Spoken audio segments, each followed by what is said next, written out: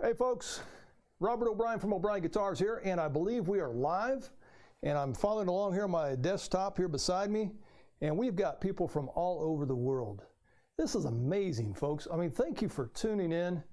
Just a guy in a basement, you know, broadcasting to the world. I see somebody here from Slovenia. We've got people from Texas. We got people from Colorado, Oregon. Dave, how you doing up there? Good to hear from you, David. North Texas, Wim is here. Calgary, Bruce Jones. The UK, good to see you, Mo. Northern Colorado, Victoria, British Columbia, Havana, Florida, Ohio, Redmond, Oregon, Illinois, Colorado Springs, just about an hour south of me here, and Dukester Hockey, well, that's my son. He says, well done, so thank you. I always have trouble getting these things up and running, so I always rely heavily on my son. He's the streamer in the family, so all of this is due to his technical knowledge, and he's the one that's getting me up and running here. Hello from Toronto. Glad you could tune in.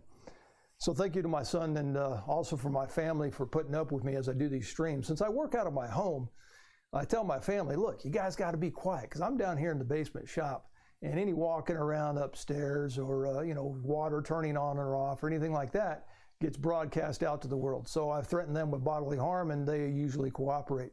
And just about a minute before I went live here today, somebody rang the doorbell. And that's Duke's sign to, you know, go on the jobs. And so he starts barking and all hell breaks loose, and he's running around upstairs and barking and doing what dogs do. So that's why the Duke cam is not on today, because Duke's upstairs doing his job.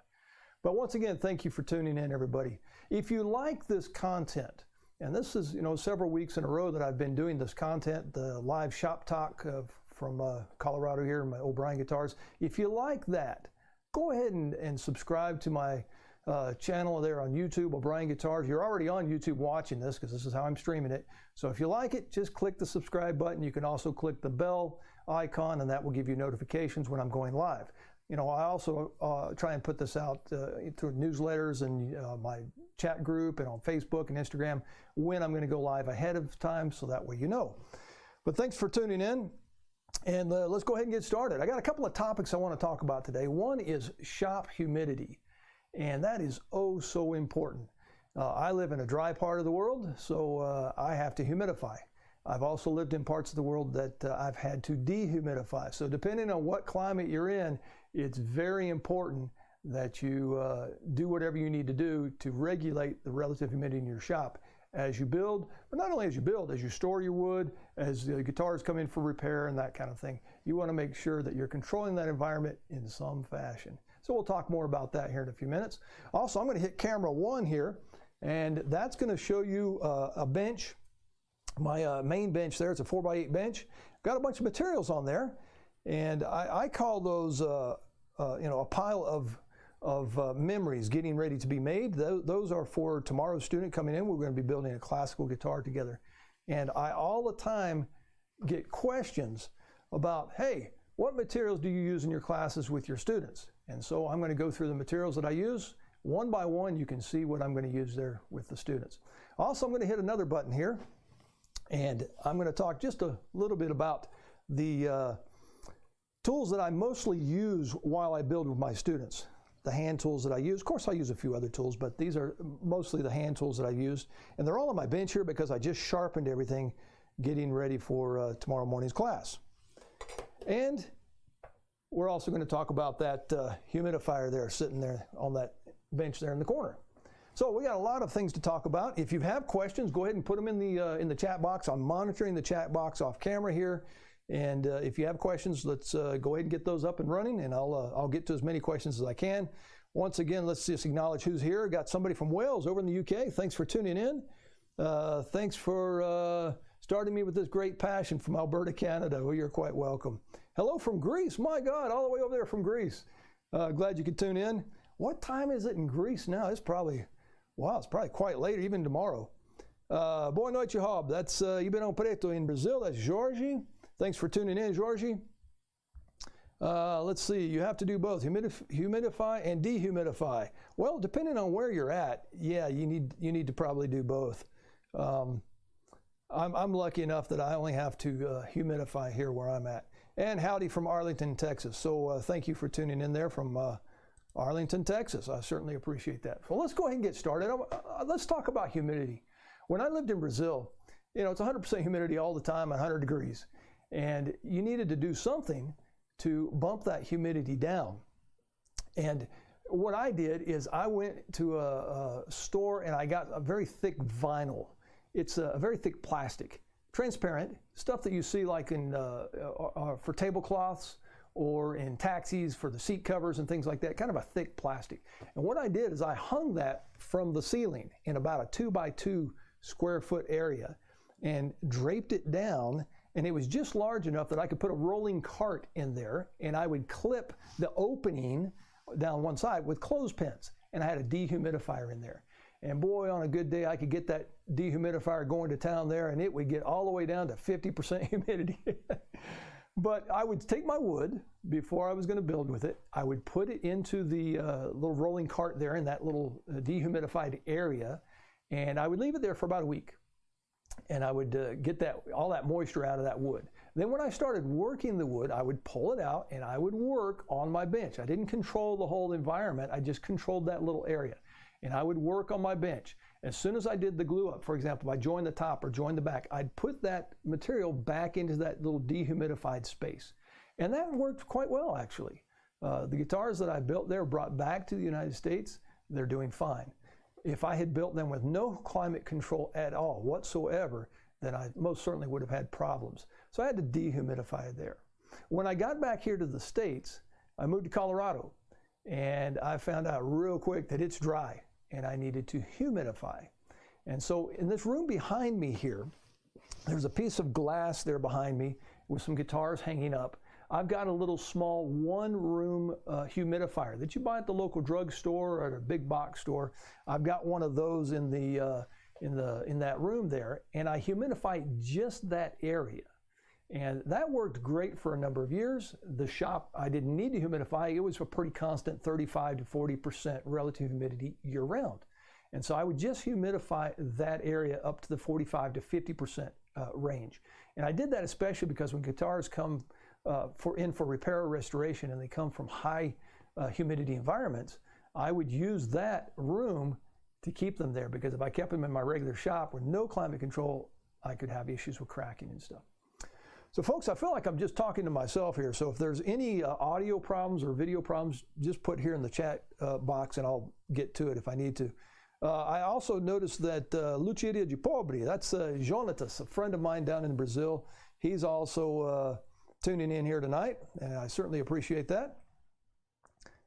And Jonatas is a good friend. I did a live stream with him recently on his YouTube channel.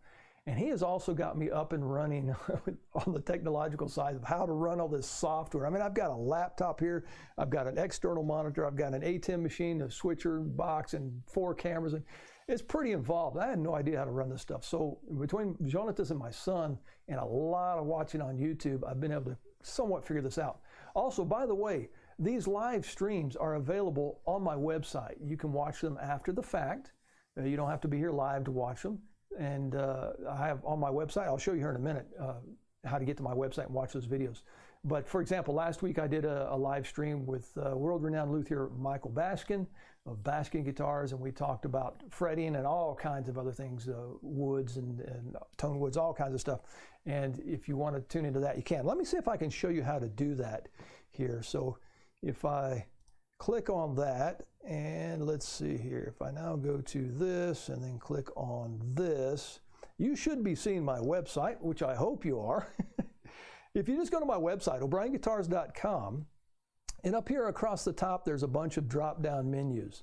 If you just click on Media, you have a drop-down menu, and then go to Videos. Click on Videos, and that takes you to another page on my site that has a drop-down menu. There's a video box there, and then there's a drop-down menu. So you can dial in the video that you want. For example, Luthier Tips du Jour, the classics one, the original ones I did, and the Luthier Tips du Jour mailbag videos. Then I've got product videos there. You can click on those and watch product videos.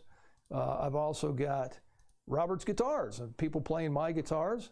And if you come on down, instruments built by students. If you click on that, you can see students that have come and built guitars with me and listen to their guitars, because that's usually the first question I get. Hey, what's that guitar sound like you guys built? There's also some repairs on there. You can see how I went through some repairs. And if you also go down, there it is, live streams. And you can see all the live streams. There's the last one I did with Michael Baskin. And you can check out all of those shop talk videos. There's one on fretting tools. There's a bunch of Q&A sessions there. And every time I do one, then I will put it there on that video drop-down menu there. All right, let's see if I can get back to where I was there. There we go. I'm all back. Okay, pulling up the chat box. Let's see if we got any questions here. Just bear with me as I try and run both the actual live stream and the chat box. I don't have a producer here. It's just me. What's the easiest way to refinish a guitar top? The easiest way to refinish a guitar top is to send it to somebody and let them refinish it for you. Let's see. I fixed a bunch of cracks on the top. They had a nitro finish, old Gibson J50. Yeah. Okay. So here we go. Let's jump in right off the bat. Let's roll up the sleeves and get in on this. Refinishing guitars. I do not recommend it. I used to refinish Steinway pianos for a guy here in Denver. And pianos are like a nice piece of furniture. People always want to see them pristine, brand new. So if you refinish a piano, it increases the value. If you refinish a guitar, it decreases the value. So stay away from refinishing guitars. You can open up a bucket of worms in a hurry by trying to get the old finish off and adding to it, or adding to it. I always recommend removing rather than adding to, but you can get yourself in trouble in a hurry. Now, if it's your guitar, you're not worried about the value of it, and you think that you want to refinish that top, then the first thing I would do is figure out what kind of finish it is. If it's lacquer, you can get away with adding to. If it's some type of other finish, urethane, polyester, you might want to think about removing that finish before you put more finish on. But in general, I do not recommend refinishing guitars at all. Okay, loud and clear in Perth, Australia. Dog Box Guitars. Well, thanks for tuning in there, Dog Box Guitars. Michigan, everything's okay. Let's see, you used an ultrasonic humidifier. Do you have a problem with white powder from calcium in the water? Let's go ahead and get into that. That was from David Smith up there in Oregon. I'm going to go ahead and turn that camera on, and I'm going to talk about my humidifier. So let's go ahead and turn that camera on. There it is in all its glory. I'm going to walk over there to that camera, and I'm going to turn this monitor around so I can take a look at it. Here we are. This is a homemade DIY humidifier. And the reason why I made this is because a couple, 3 years ago, we had an extremely dry winter. It went all the way down to 20% here in my shop. That is too dry to work. So I had to do something and do something quick. I was visiting Michael Baskin in his shop in northern Colorado, and he had one of these do-it-yourself homemade humidifiers. And I said, well, I got to learn how to do that. So I made a YouTube video about it. If you're interested, you can go out to YouTube. In fact, you can go out to my website that I just showed you. You can dial in the Luthier Tips du Jour video that shows how to make this. It's just a container. This one happens to be 27 gallons. It doesn't need to be that big.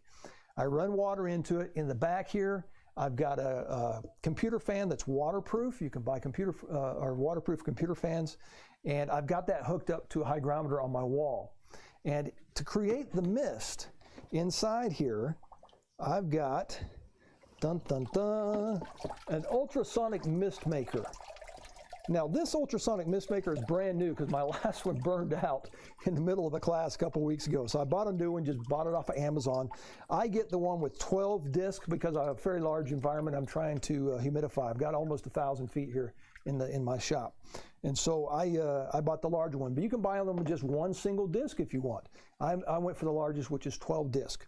And you plug that in, that just drops into the tank here and just floats. I'll try and get you a picture of that here in a minute. It just drops into the tank and floats, and then I run the wire and plug it into the hygrometer. Now I'm going to try and move my camera around here. Hope everybody doesn't get dizzy, but I'm going to bring this camera over just a little bit closer so you can take a peek inside. So there we go. And there's the ultrasonic mist maker. It's on floats there. I've got a supply line. That's what that white tubing is there. I've also got an auto shutoff valve in there, in the side of the container, and that just hooks up to my plumbing on my sink. Now, I decided to bypass that. I turned that off. And the reason why that I turned that off is because it didn't completely shut off one night. And I came down and had about 2 inches of water in my shop. And so I decided to turn that off. I've got everything hooked up to a hygrometer on the wall, and I'm going to turn that on. It's going to put out a bunch of mist. It's going to be like a discotheque in here. These things work great for Halloween, too, if you want to scare the kids. There we go. I'm going to plug in the hygrometer here on the wall, and that thing should turn on. It's going to get a good blast. Yeah, let's see here if I can get that thing floating down in the water correctly. It will. There we go.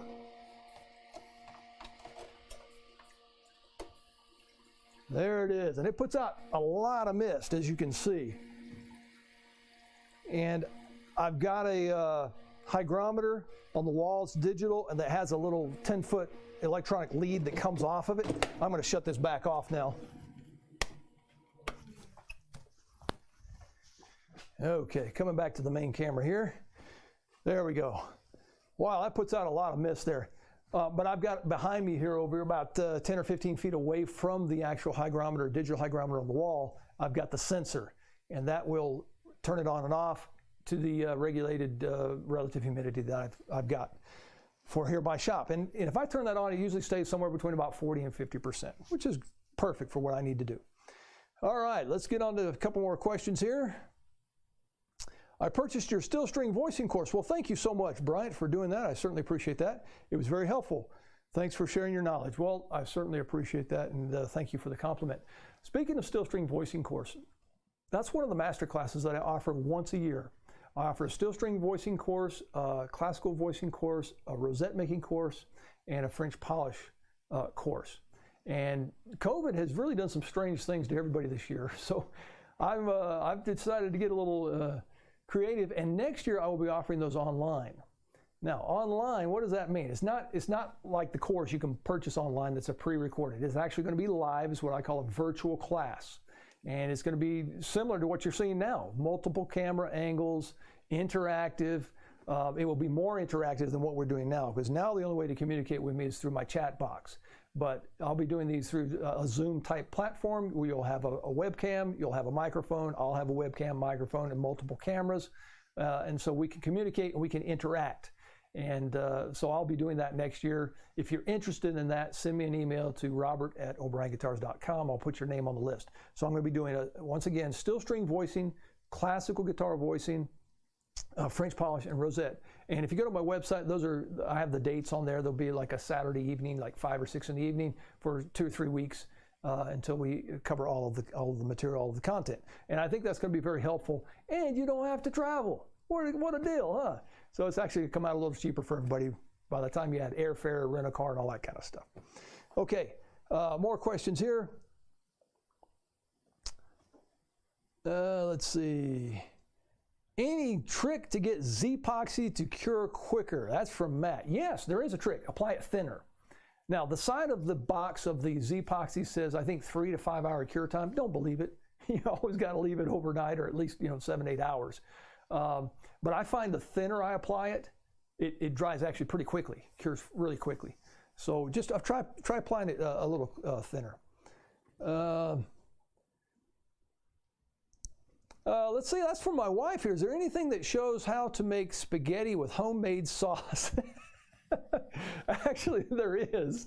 A good friend of mine from Brazil, João Casillas, came a few years ago here to my shop, and we did an archtop guitar building class together. And he is of Italian descent, and he wanted to do a tip of the hat to the Italian masters. And he actually revealed his secret special sauce Italian recipe, and it's fantastic. And so it's on the video. It shows how to do it. Great question. Thanks for asking that. Huh? Oh, my wife just brought down some the traditional coffee and a glass of water. Certainly appreciate that, dear. Thank you very much. Boy, these questions are coming at me so fast here. I'm having to scroll back up to make sure I get them all. So let me just scroll back up, make sure I get them all here. If we have a guitar in an environment with, let me say, 30% humidity, and then put it in the case with the humidifier and try to get to 50%, how much time does the guitar need to get all the water and stabilize? Okay. That's a good question. a lot of people have those case humidifiers.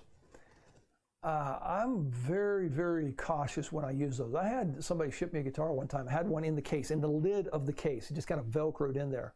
Well, they overfilled it and put it in there and shipped it. Well, it came loose during the shipping. It was right over the sound hole. They had put too much in there, so it dripped all inside the sound hole, destroyed the label, swelled the back, cracked the back, did some staining, and also some damage around the top because it had come loose and rattled around the case. I'm very, very leery of those, and I don't think they do such a good job.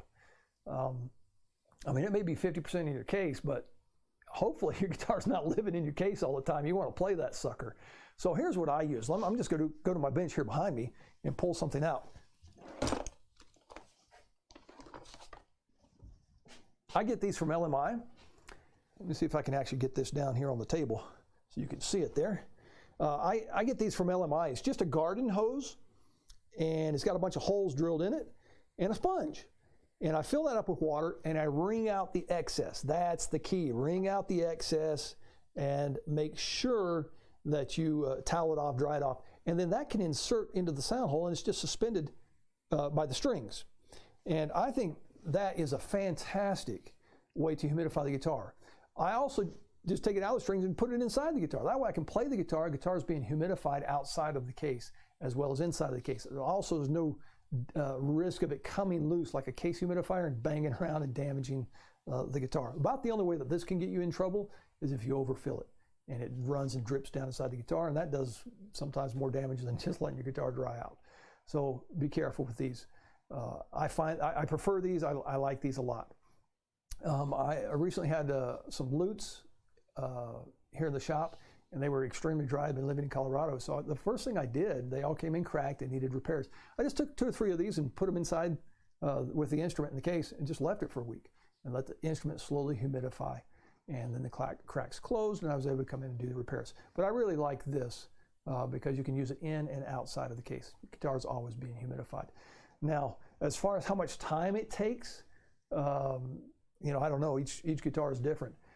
Guitars, I mean, drastic changes and quick changes are what really hurts the guitar. If it's a gradual change over time, then you're usually okay. So keep that in mind. Once the furnace kicks on in the wintertime, though, make sure that you have some type of humidification. Okay. So back to that recipe. If you want that recipe, it's in the Archtop guitar building course, and it's a fantastic recipe. By the way, this is a secret, but I'll go ahead and tell the world here. Juan will be coming back to my shop in 2021, COVID permitting, and we will be filming a new course on thin body archtops, jazz type guitars. So be looking forward for that one. I have other things in the works too. I think I've mentioned Larry Robinson and I are doing an inlay video together, so that'll be out here shortly. Let's see, how do you think making the bracing taller and thinner while still squared off would affect the sound? Okay, still squared off, that's the key word there. Most people, when they do their bracing, they pyramid them or round the tops. I was taught by Kent Everett that to leave them flat on top. Once you do your carving and you get that sound that you're looking for, leave it alone. Don't do anything else. And that's what I do. So I'm, you know, I want to say one of the few people, but probably there's a lot of people. Actually, there was a couple factories doing that, and a lot of people now that Kent has taught it to the world, and I've also taught it to the world through my teaching. So there's probably a lot of people doing it that way now. And that's what I do in my classes as well. Once I get done shaping those braces and I like the sound and the response, I leave it alone, and they're flat on top. So that's the key word in your question. Another question is, aspect that you ask here is tall and thin. Okay, so in general, narrow and tall will be stiffer, and wider and shorter will be thinner.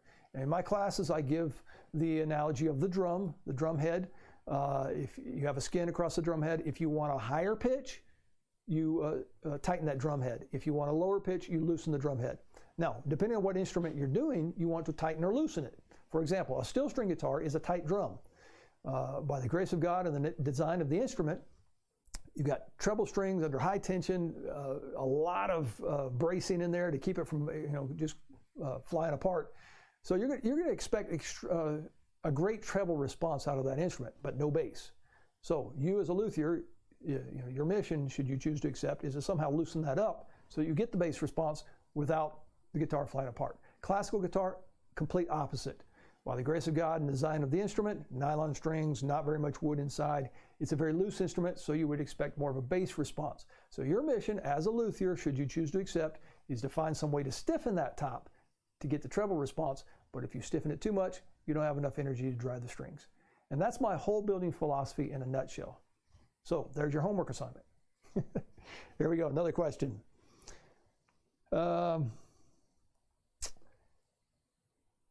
What kind of jig do you use when gluing tops and backs? That's a great question. For many years, I used a piece of plywood with a 3/4 inch by about 1 inch wide slat that I would just screw down on the plywood at an angle.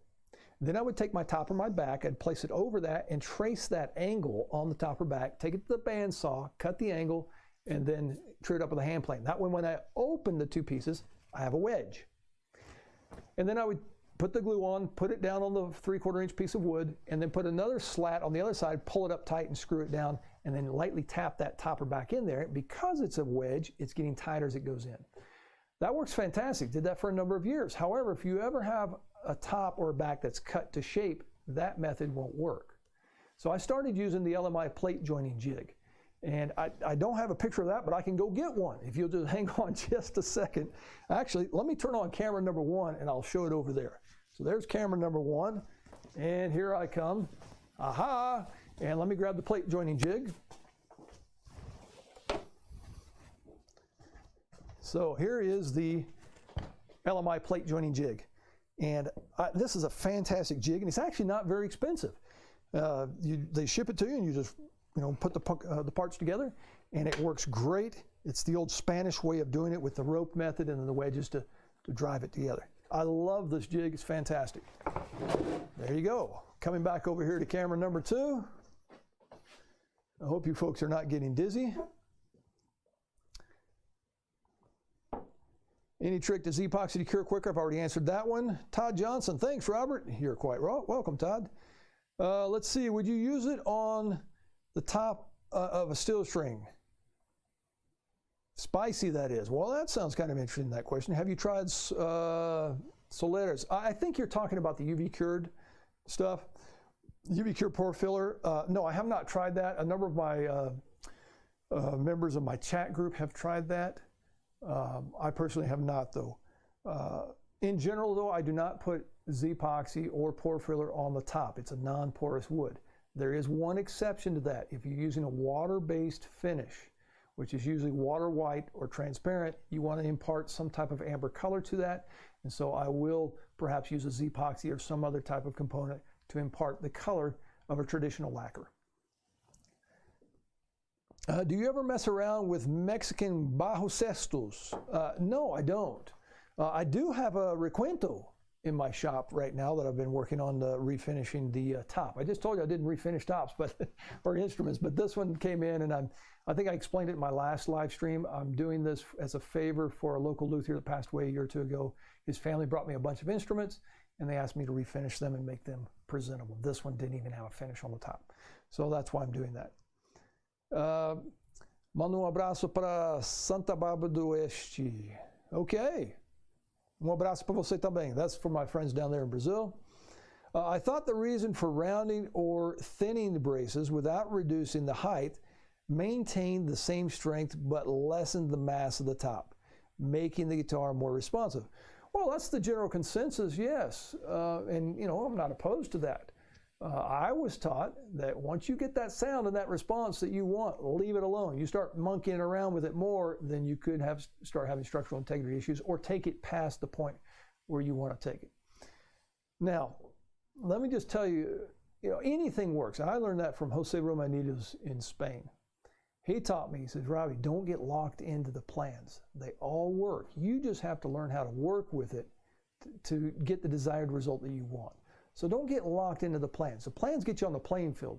To get the home run or get the touchdown, that's the luthier's responsibility. So whether you can do that with tall and thin braces or wide and flat braces, or rounded or pyramided or whatever it takes to get that response, then do it. I personally do it with the tops flat. How do you radius your tops and backs? Drive the bus, radius dish, or other technique? Radius the top and the back. Now, I don't radius the top and the back per se. I radius the top and back of the rims. And yes, I use a radius dish. I have a vacuum clamp here on my bench that holds the radius dish down, and then I come in and I, with the guitar in the form or in the mold, I come in and I drive the bus. Now, I know there's a lot of people out there that have mechanized devices for driving the bus where the thing will spin and they just set it on there. I usually have people standing around, so I put them to work. I make them drive the bus. But that's what I do. Also, when I radius the braces, I pre-radius those, and I also do that with a hand plane. I kind of pre-radius a little bit with a hand plane, and then I finish it up in the radius dish. Hello from St. John, Indiana. Well, hello, Ray. How you doing? Drew Boyd, LMI plate jig works great. Yes, it does, and I think Drew, you have that. By the way, Drew's going to be here in my shop here in another 10 days or so, and no, not even that, 9 days. And Drew and I did the marketing for Luthier's course here a few years ago, and that was on sale, by the way, at a 25% discount. Just a few days ago. The sale's already passed, so I hope you were able to get in on that. A lot of great, valuable information about how to market your work. Not only guitars, but anything in life, how to market it. You can substitute the word guitars, for any other word, widgets, whatever. It's a great video course, and I bet that when Drew's here, I can talk him into doing a live shop talk stream here, and you guys can ask your marketing questions. So we'll see if that happens. Bryant, do you have any experience with double sides? If so, what is the thickest the side should be? I don't want the guitar to get too heavy.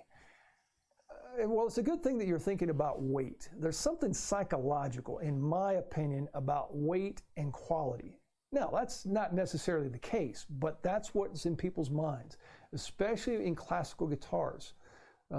They expect light, and they associate that with good quality guitar. It's not necessarily the case, but that's what people do.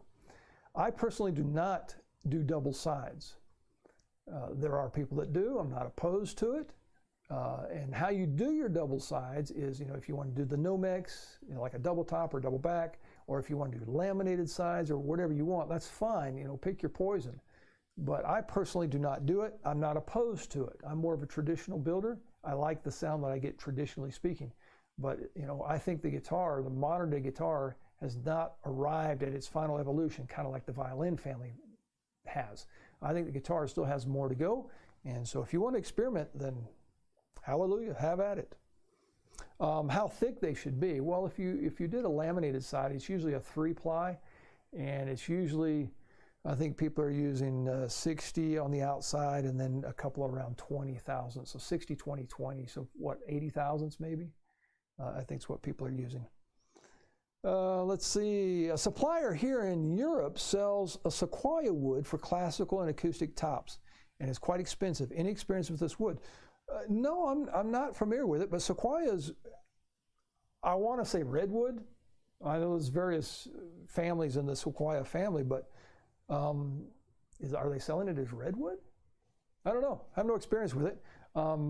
I personally have never built with a redwood top. However, one of the best guitars I've ever heard had a redwood top on it. Drew says he can't wait. All right, it's official, folks. We're going to try and do a live stream with Drew Boyd, the marketing guru, and so have your marketing questions ready. Let's see. I look forward to a marketing video with Drew. I've made a few guitars and running out of space. I need to start selling. That's probably the condition that most of us are in. And Drew has some great ideas about how to get started, getting rid of some of those instruments. I think your wife or significant other would certainly appreciate that. They sell redwood, but also sequoia. Well, I'm not familiar with the sequoia. All right, well, let's talk a little bit about the tools that I use the most here in my classes, since I don't think we have many more questions rolling in. I hope we're still going through loud and clear here, because I'm not monitoring. I usually monitor on my iPad. I'm not monitoring on my iPad. I'm doing direct through my YouTube channel. So hopefully the audio's okay. Let me just talk a little bit about tools, and I'll get back to Matt's question and Luthier Steve here. So the tools that I use most are here on my bench now. Let's get rid of this guy. We don't need him. And let's get rid of the glass of water. We don't need that right now. So the tools that I use the most. This is what's known as a number 4 smoothing plane. This just happens to be the Lie-Nielsen. However, there are other planes out there that are pretty decent. The Wood River brand has improved quite a bit over the years, and it's significantly cheaper. This is the bronze Lie-Nielsen number 4, and I use this sometimes for thicknessing tops, backs, sides. I also use it for truing up scarf joints after it goes through the bandsaw. And great plane for just general all-purpose. I also have a number 5 bench plane, which is a little larger. I don't use that one quite as much. When it comes time to carving necks, I use the spoke shave. I like this one. This is the Veritas brand. I used to have the Lie-Nielsen brand, but I sent it back. The reason why is because the Lie-Nielsen brand didn't have these little micro adjust things here. You had to tap it. And once you got it set up, and it was fine, worked great. I just got tired of tapping and fiddle farting with it until I got it set up. So this allows you to dial it in. And one of the cool things about having these little micro adjust is you can skew your blade. You can have it protrude a little bit more on one side than on the other. And that way, if you want a deeper cut, you slide it over to the deeper side. You want a shallower cut, you slide it over to the shallower side. I also prefer the flat sole because there's 3 soles out there. One is a rounded sole, one is a concave sole, and one is the flat sole. The rounded sole, you're all the time hunting to find the correct cutting angle. So I preferred the flat sole, and up until recently, you could get the Bubinga handles on them. I think now they're probably using beech or something. But I really like the Veritas spoke shave. I'm always leery when I talk about tools, and people all the time ask me about tools, tool lists and stuff, and I don't want to sound like a walking advertisement for tool companies. Also, I don't want you to feel that you have to have my tools in order to make the instrument, because you could almost build a guitar with a pocket knife if you wanted to. So I really hesitate. I used, just the Stanley. Let me get back to the table here. I used just a Stanley spoke shave, about maybe $25 for years. It was a piece of junk, but I sharpened it and made it work, and it did fine. Moving right along here. This chisel I use a lot. This is the 1-inch wide bench chisel. This just happens to be a Lie-Nielsen. Comes with the custom Cocobolo handle. I don't think you can even get Cocobolo for the handles anymore. But I use a 1-inch wide chisel for quite a lot of things here in the shop. Believe it or not, one of the tools that I use the most is this little cheap $35 block plane that I bought from Home Depot years ago.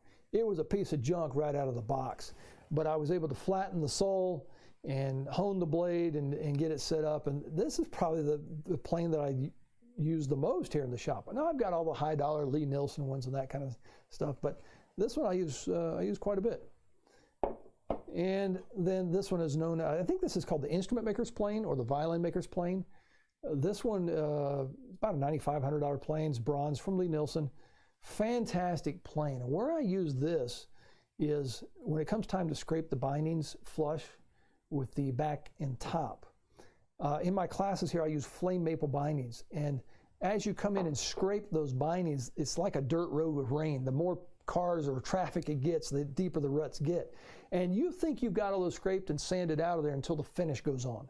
And then they stand out like a sore thumb. This little guy here takes it down very quickly, and you don't have that chatter or that ripple or rut effect. And I really like this for doing that. However, I also have the scraper.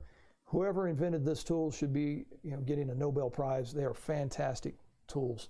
So learn how to sharpen them, learn how to set them up. They'll become your best friend rather than your worst enemy. All right. Let me get back to a few questions here. And I'm going to scroll back up to make sure I don't miss any. Robbie, will you do a course about how to make a scooped cutaway? Well, I guess I could put it on the very long list of things to do. I need to clone myself because I've got a list a mile long of things to do. I personally have never done a scooped cutaway. I don't use that. I just do a regular Venetian or Florentine cutaway, and I have online courses on how to do that. but a scooped cutaway is perhaps on the list. Kent Everett once told me when we did our arm bevel course together, the scooped cutaway is just the opposite of the arm bevel. Just re-engineer it the opposite way. And if you want to learn how to do the arm bevel, I have an online course that Kent Everett and I did together years ago. It's available on the website.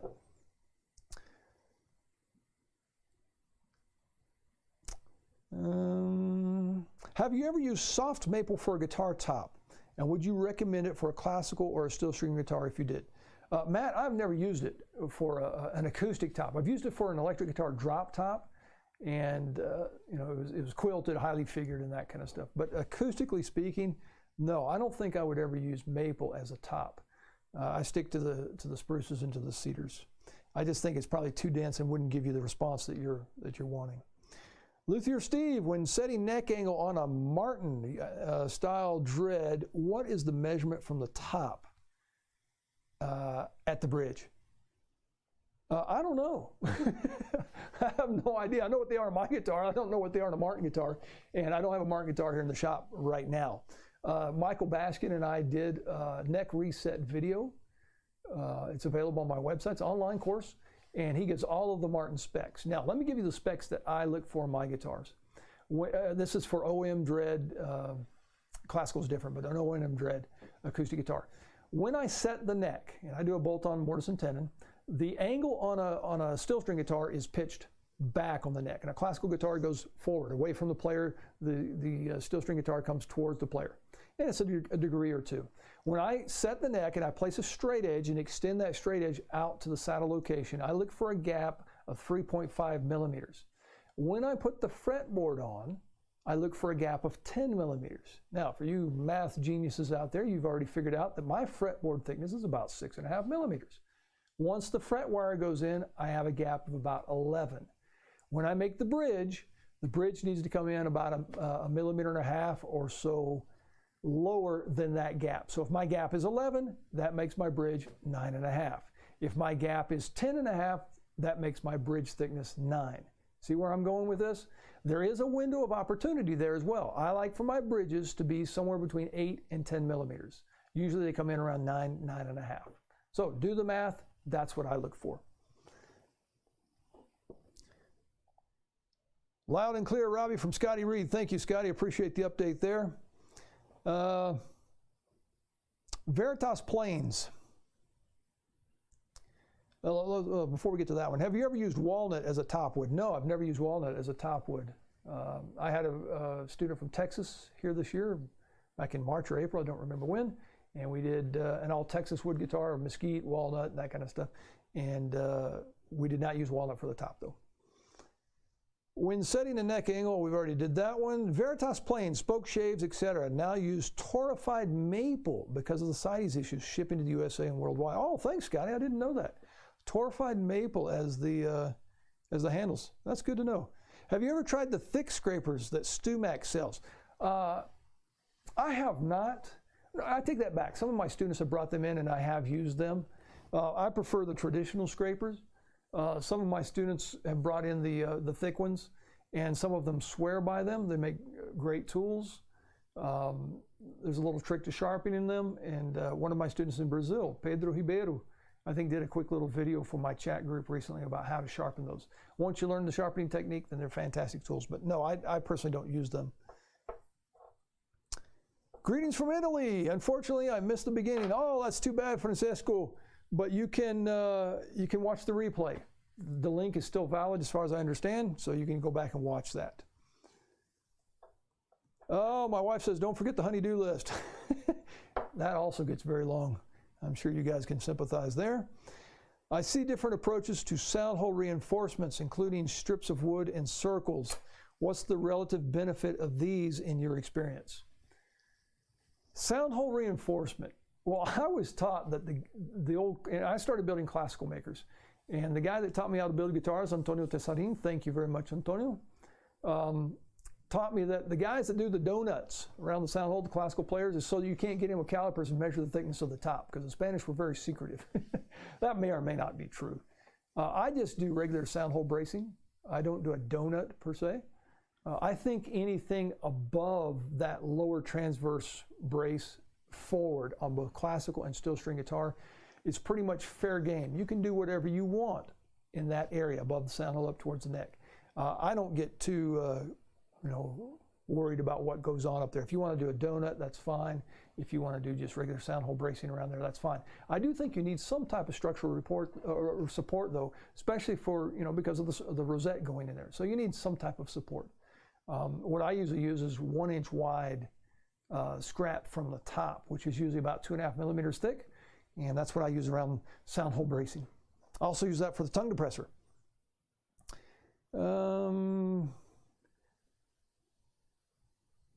Luthier Steve, do you still teach at Red Rocks Community College? No, I don't. I left in 2012, March of 2012. I left Red Rocks Community College, went out on my own. I've been flying solo ever since, and it seems to be working, so I don't see myself going back. So no, I don't teach there anymore. If I bought a solid wood acoustic guitar, and let's see, I'm trying to, there's some errors there in typing, and keep it at an environment with high humidity, say over 70%, like usually found in Brazil, would this be a problem? Not necessarily.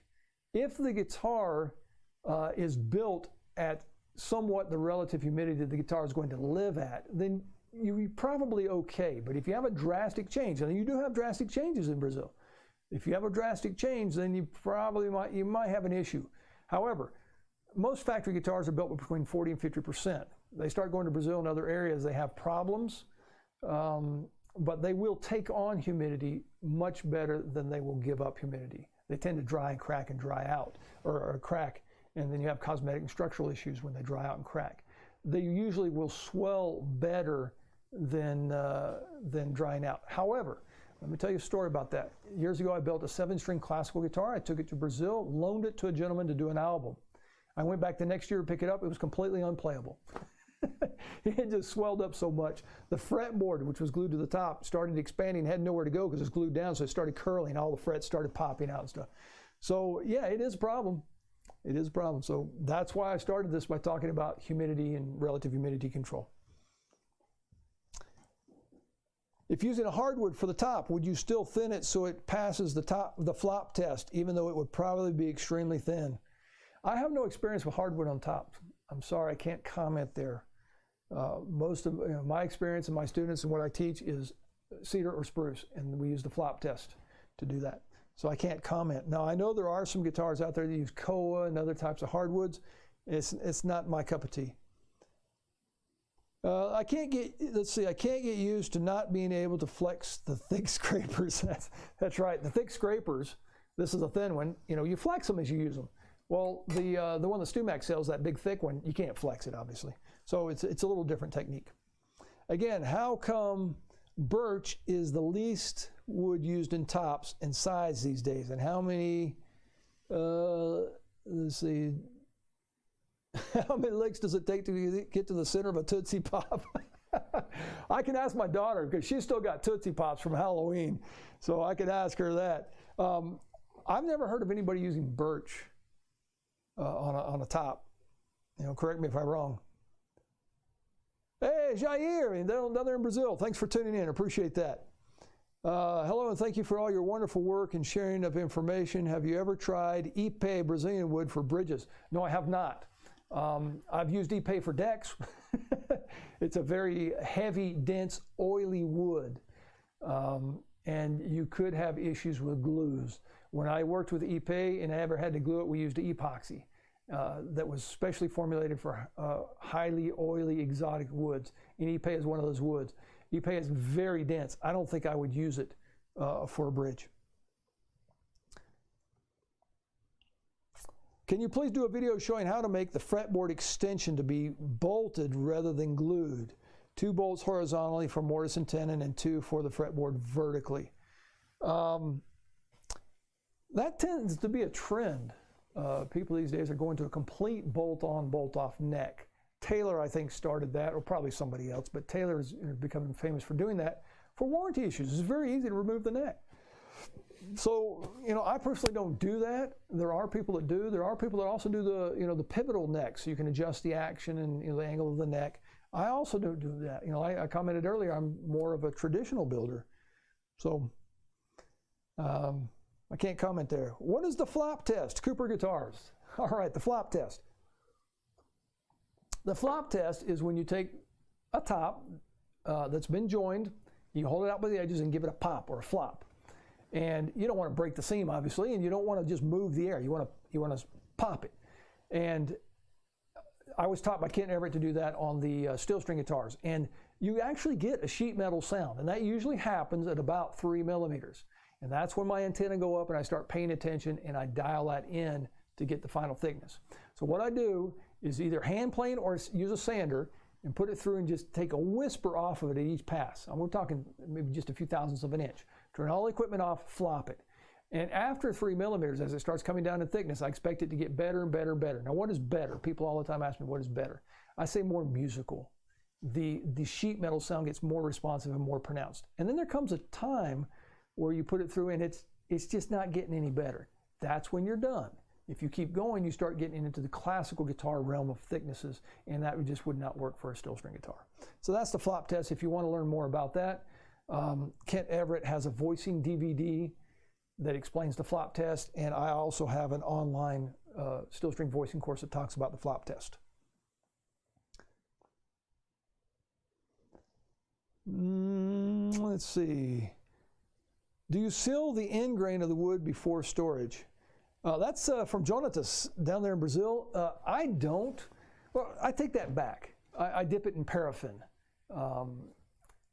When I was living in Brazil, I cut a lot of Brazilian rosewood and other woods, and I just had a little thing of paraffin and I would dip the end in it. And that would help it decrease the transfer humidity through the end grain and hopefully keep it from cracking. Didn't always work, but that's what I did. Now, the wood that I get these days comes from LMI and comes with no sealing of the end grain. I live in a dry climate, so I don't necessarily worry about it. If you think it's a problem, just a regular latex-based paint on the end would work. Also, I've heard of people taking glue, even just white Elmer's glue, watering it down, painting on the edge, or they make products specific for that, or you can just dip it in paraffin. Be very careful with the paraffin, though, you don't catch your house on fire. Technical term for that is bad. Neck angle makes a gap between soundboard and fretboard. What to do? Okay, so the neck angle makes a gap between the soundboard and the fretboard. Well, you haven't told me if you're working on a steel string or a classical guitar.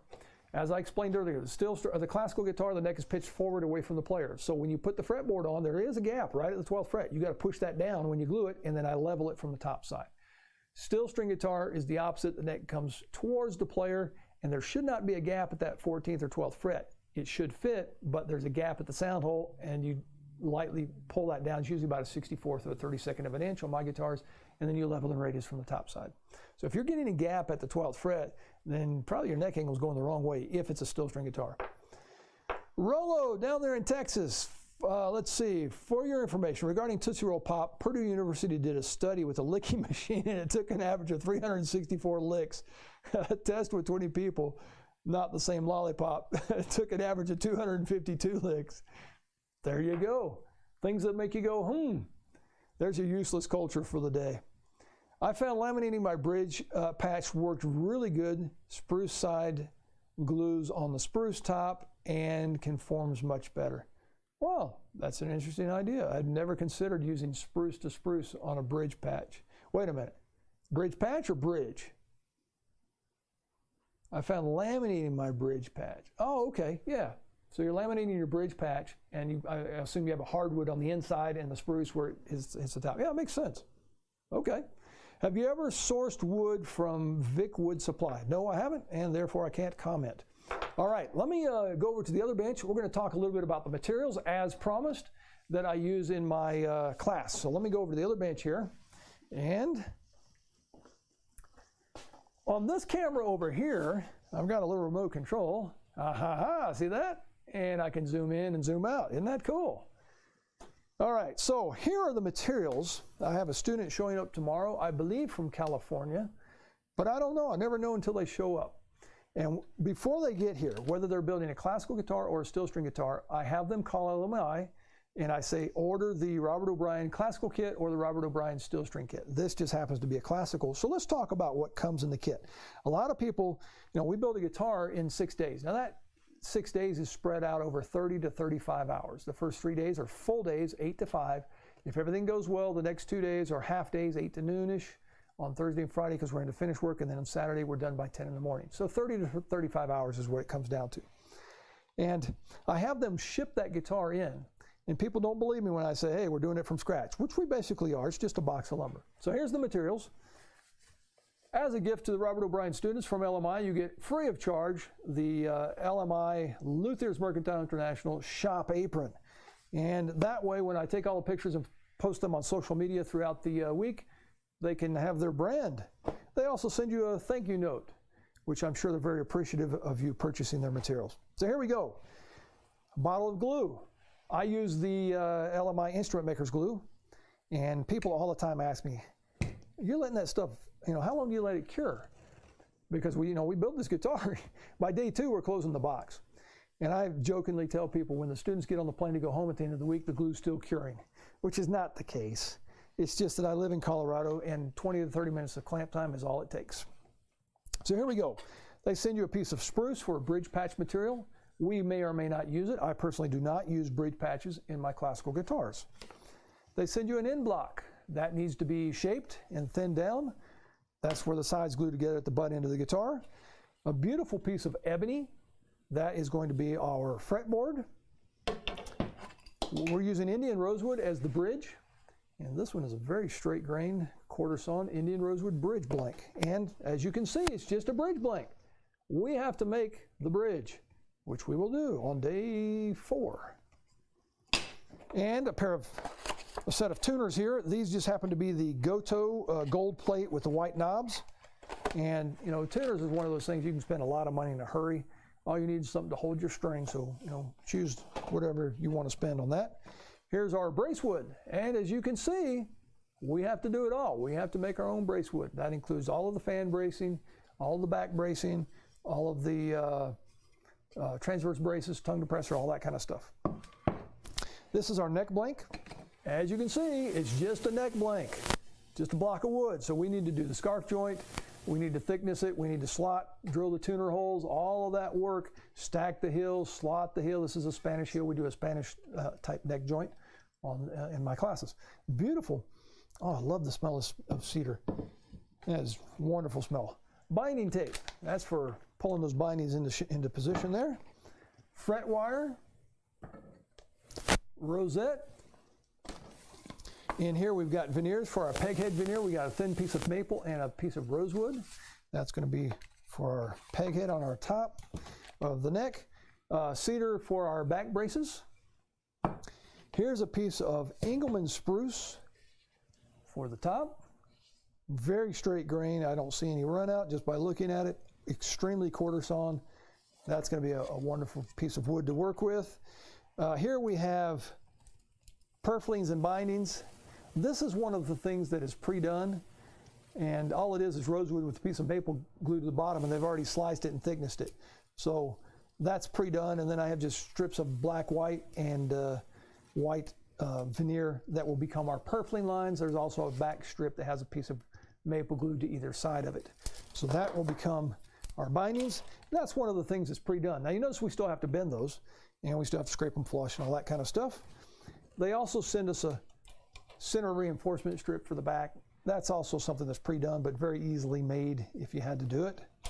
And the kerfing is also something that's been pre-done. And I like to use the reverse kerfing rather than the regular kerfing. And that means that the kerf gets glued to the side. I think it makes for a stiffer side, and that's what I use. And that's been pre-done. Those are the only things that are pre-done in this box of materials. Here's a piece of Indian rosewood for our back and sides. I'm going to put that up close to the camera. Nice wide spacing, which I prefer because of the color and the character of the wood.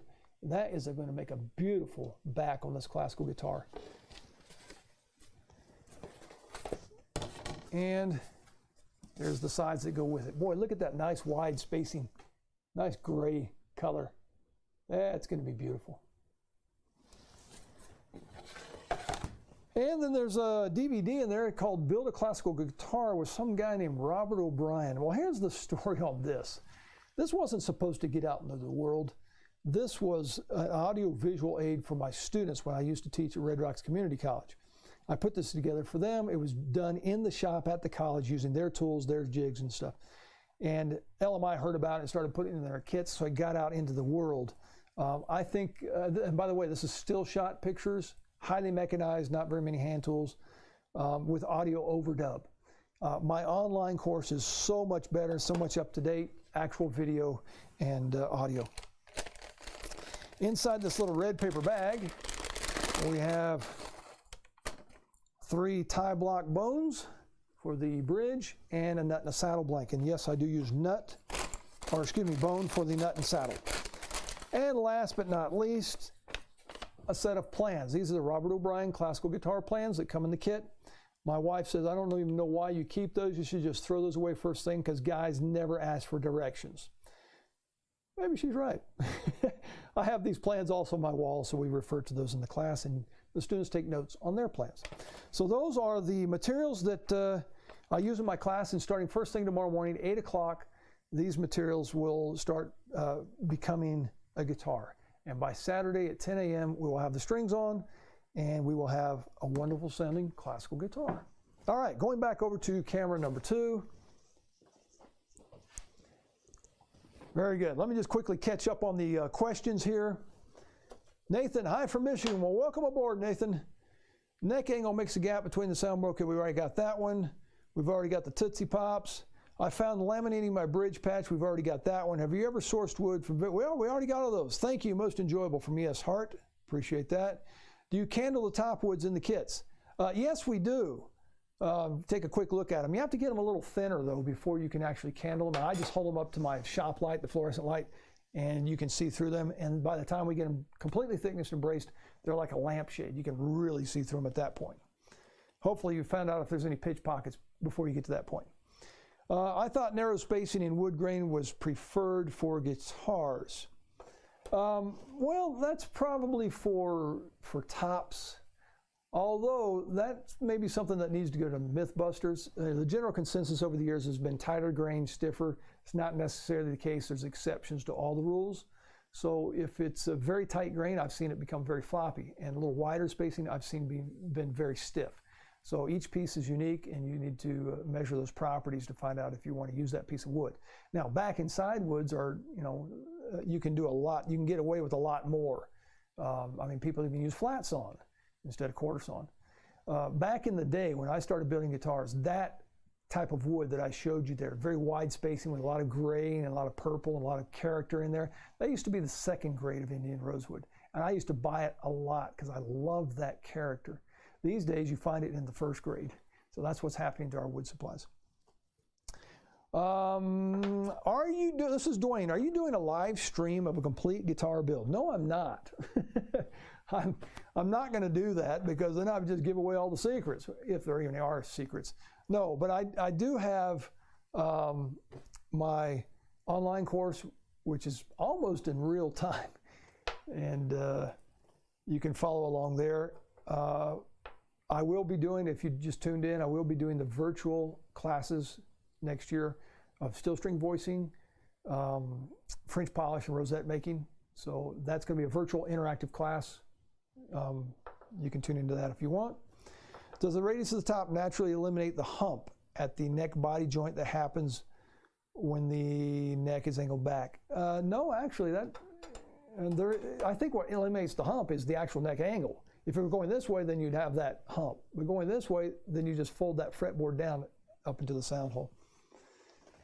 You use reverse kerfing. I prefer to laminate it from mahogany strips, but because I got a 0.5 millimeter veneer, I have a lot of work to cut and laminate 8 of them for one kerfing. Yeah, so you're doing solid linings. That's fine. That's fine. Does LMI ever have Brazilian rosewood? No, they don't, and they never will again. They don't deal with it. All right, well, I think let's see, we've been on here a little over an hour. Thank you again for tuning in.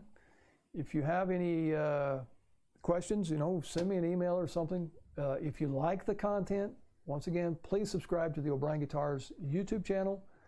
Also, let's see, what else? I lost my train of thought there. The YouTube channel. Oh, click on the bell icon. That way you get notifications. Anytime I post something to YouTube or anytime I go live, you'll get a notification. So thank you everybody for tuning in. Let's see, Drew Boyd has one more comment. Robbie's online courses are awesome because you can download them and watch them as you do each step.